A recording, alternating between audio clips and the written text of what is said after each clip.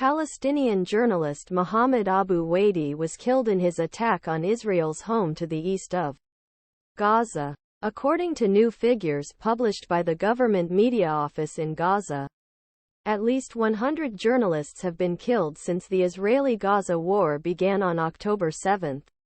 Palestinian journalist Mohammed Abu Waidi said the last to be killed in Israeli airstrike at his home in the east of Gaza on Saturday.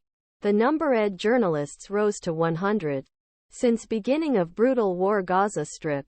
After a martyrdom in an Israeli airstrike, Semed Abu Waidi Gazbaz Semed Abu Waidi, he said. Palestinian officials in Gaza say that the number can be much higher. However, at least 69 journalists were killed in the conflict, including Al Jazeera Arabic's cameraman Samer Abudaka, according to a gang by the Journalists Protection Committee. More than 50 media facilities or offices in Gaza were completely or partially destroyed by Israeli attacks. Hundreds of Palestinian journalists and their families were forced to South.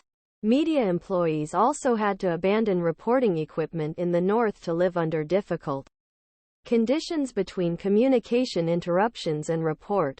Journalists working in the fields of armed conflict are protected under international human laws in which Israel is accused of repeatedly violating. Palestinian journalists said Israel intended to silence their stories. Tim Dawson, Deputy Secretary General of the International Federation of Journalists, told Al Jazeera that journalists were impossible to ignore a high fee such terrible. There were about 1,000 journalists in Gaza at the beginning of this conflict, said.